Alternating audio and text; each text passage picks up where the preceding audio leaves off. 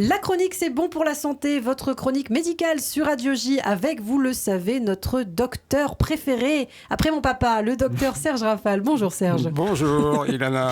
Et vous souhaitiez, Serge, revenir ce matin sur les aliments ultra transformés. Et oui, beaucoup de scientifiques sont persuadés, mais sans preuve formelle, qu'ils ont des effets négatifs sur la santé et qu'il convient donc de les limiter au maximum dans l'alimentation. C'est exactement cela, Ilana. Pas de certitude absolue, mais quand même de gros soupçons. On pense en particulier que ces aliments, qui représentent 30% des apports journaliers en France et près du double aux États-Unis, interviennent dans l'épidémie de surcharge pondérale qui touche un Français sur deux et d'obésité qui concerne 8 millions de personnes.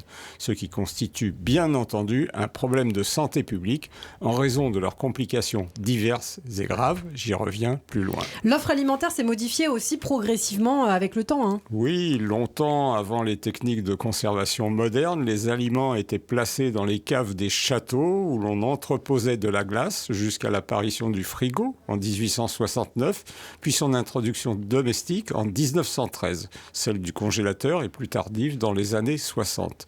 Les modes de vie se sont modifiés au XXe siècle avec une réduction progressive du temps dédié à la préparation des repas et par conséquent la montée parallèle d'une alimentation industrielle transformée avec extrusion, comme pour la fabrication de certaines pâtes, les coquillettes, les macaronis, pré-friture, addition chimique pour modifier le goût, la couleur, la texture, des méthodes de fractionnement qui isolent ou transforment certains sucres, graisses ou protéines. Alors, dans la pratique, comment classe-t-on les aliments ultra transformés ? Alors, l'augmentation de l'offre industrielle a poussé les scientifiques, en particulier brésiliens, à proposer une classification qui va de 1, peu transformé, à 4, ultra transformés. On trouve dans ce dernier groupe les barres chocolatées, les céréales du petit déjeuner, les confiseries, les légumes assaisonnés, les sodas sucrés ou riches en édulcorants, les soupes déshydratées, les substituts de repas et les aliments qui contiennent des nitrites dont nous avons parlé récemment. Et il existe donc un lien entre leur consommation et le risque de maladies graves ? Oui, semble-t-il, pour ne pas dire indiscutablement. Des méta-analyses récentes constatent des associations entre la consommation de ces produits ultra transformés et une augmentation des morts prématurées, des maladies métaboliques, le diabète de type 2, les dyslipidémies, la prise de poids, cardiovasculaires, des cancers globalement et surtout du sein, de la dépression, des maladies inflammatoires de l'intestin, la maladie de Crohn ou la rectocolite hémorragique. Alors, risque de maladie, mais pourquoi ? Pour quelle raison ?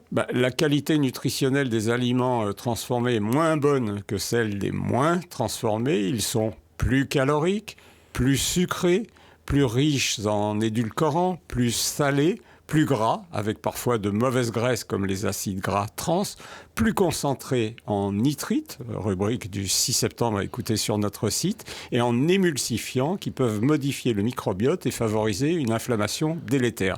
Et ils sont moins riches en fibres et en micronutriments.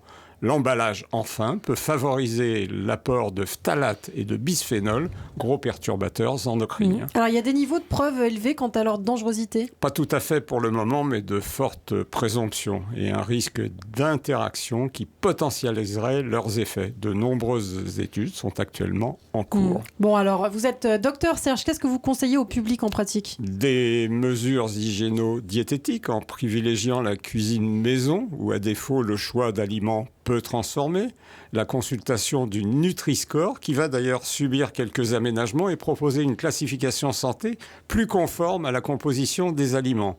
La densité nutritionnelle, la teneur en fibres, en sucre, en sel, en bonne graisse. Sans oublier les indispensables recommandations générales du Programme national nutrition santé. Alors, qu'est-ce qu'on peut dire en conclusion, Serge ? George Orwell, l'écrivain visionnaire britannique, auteur de 1984, décédé en 1950, écrit de façon prémonitoire. Nous pourrions bien nous apercevoir un jour que les aliments en conserve sont des armes bien plus meurtrières que les mitrailleuses.